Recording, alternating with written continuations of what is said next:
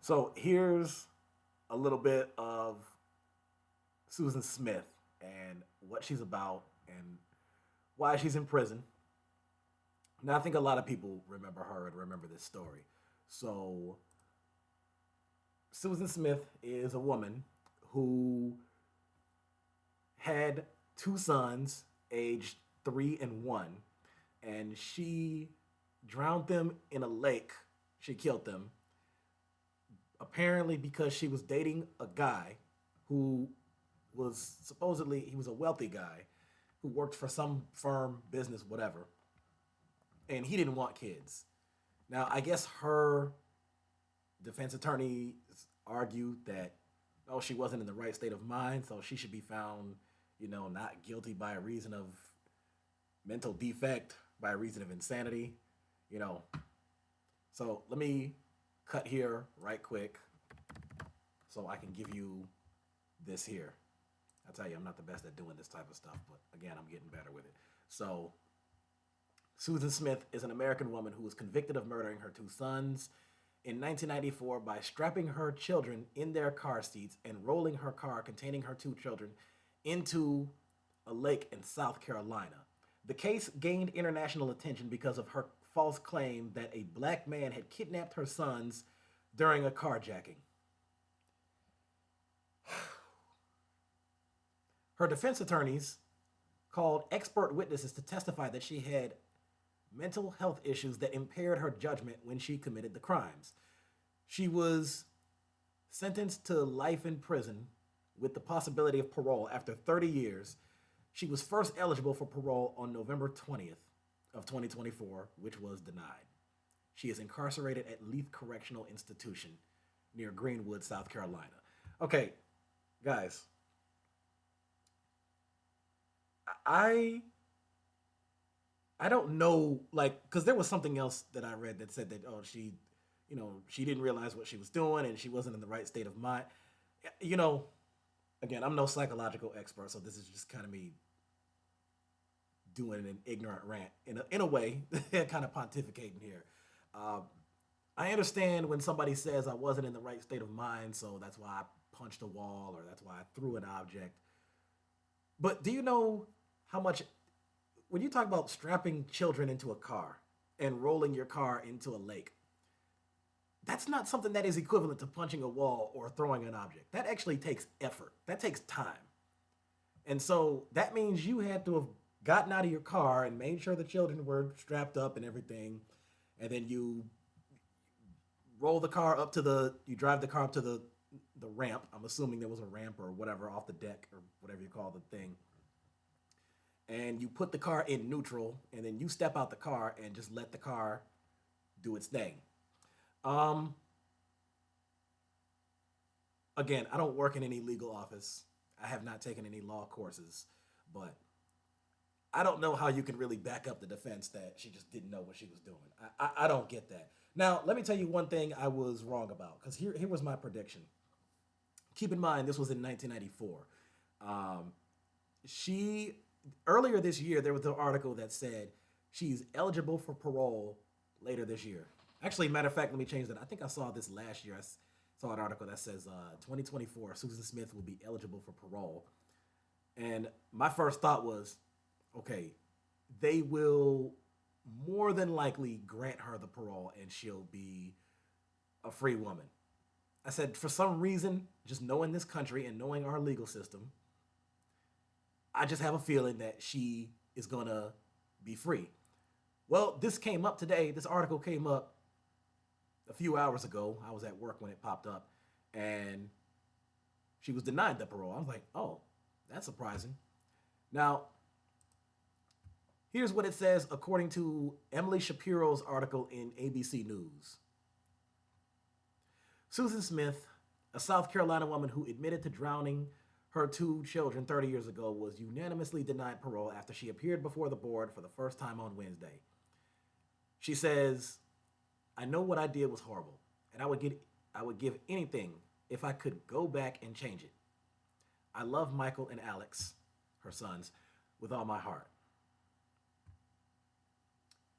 On October 25th of 1994, then Smith, then 23 years old, strapped her sons, 3-year-old Michael and 14-month-old Alex, into their car seats and let the car roll into a lake near her home.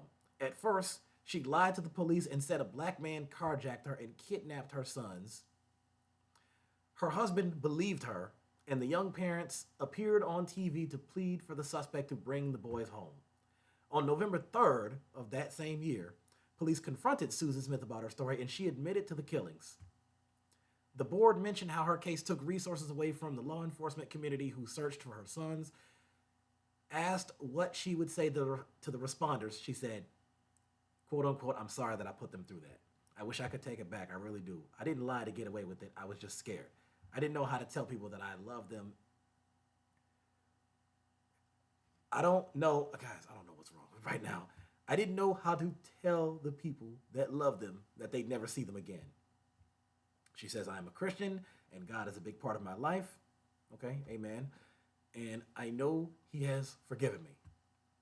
Her ex-husband, David Smith, who she was married to from 1991 to 1995, was emotional as he asked the board to deny parole. He says, "This wasn't a tragic mistake. She purposely meant to end their life.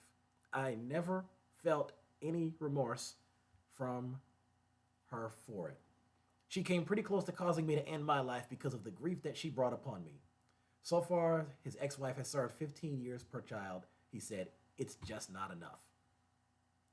David Smith's current wife, Tiffany Smith, asked the board to keep Susan in prison for life to give the family some peace.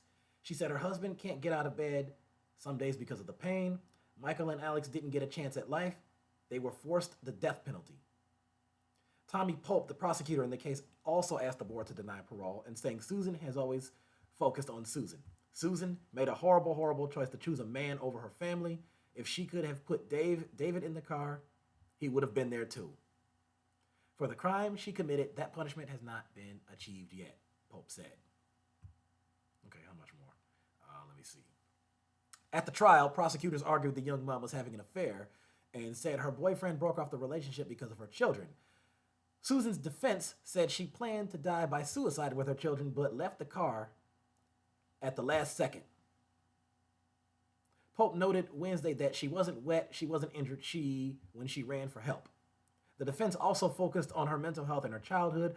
Susan Smith's stepfather testified that he sexually abused her for years.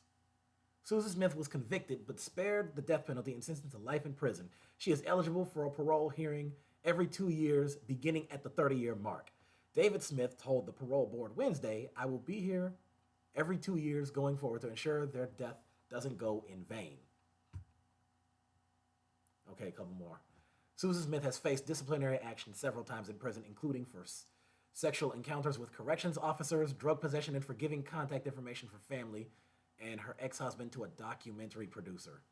Sexual encounters with corrections officers. Okay, I'm going to have to comment on that in a little bit.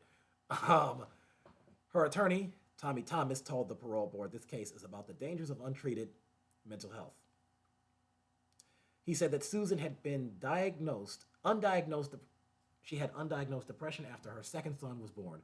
Thomas highlighted that she has no prior criminal history, and he said if she's paroled, she'd live with her brother. Okay. First of all, how do you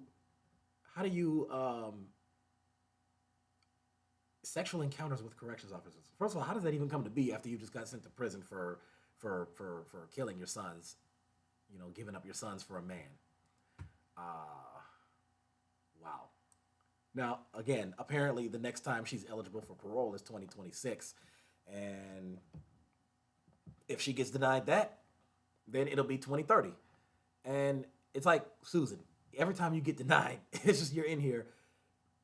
I don't know. Is she just going to give up and be like, okay, you know what? I don't even need a parole hearing. I'm just going to do life in prison because I chose a man over my kids, which, that's not even promised that was going to last. But I don't know. This is, I don't know. I'm still kind of surprised she was denied this parole because I really thought that she was going to get paroled.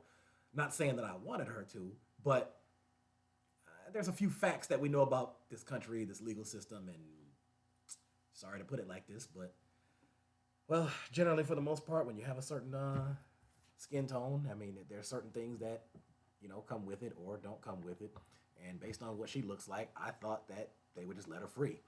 But I was wrong on that. So I don't know. What do you guys think? You give me your thoughts. I wanted to read this on ChatGPT right quick. I was getting ready to close it up. I said, let me do this right quick. So, relationship with Tom Findley. Dating history. Susan Smith was romantically involved with Tom Findley, the son of her employer, a local businessman. Tom was from a well off family and was seen as an attractive, eligible bachelor in their small community. Rejection. Shortly before the murders, Tom ended the relationship with Susan. He cited several reasons, including her behavior and the complications of her life. In a letter he wrote to her, Tom expressed that he didn't see a future with her because he wasn't ready for a serious commitment and didn't want children. Susan's motive. There's three motives here. There's one, desire for a relationship. She appeared to be desperate to continue her relationship with Tom. His rejection, particularly his expressed lack of interest in taking on the role of a father figure, may have contributed to her decision to eliminate what she perceived as an obstacle, her children. Two, pressure and emotional instability. Susan's personal life was already in turmoil. She had a history of depression, previous suicidal thoughts, and a troubled marriage with her estranged husband, David Smith. Combined with the rejection from Tom, she may have been overwhelmed by feelings of worthlessness and depression. Three, misguided logic.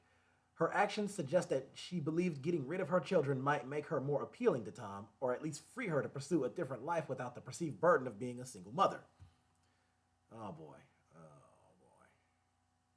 And then, of course, the other stuff, the initial lies, and she talked about a black man had carjacked her and kidnapped the kids, and then after 9 days of intense investigation, she confessed to the murders and all that stuff, yada, yada, yada. So it's like, I mean, look,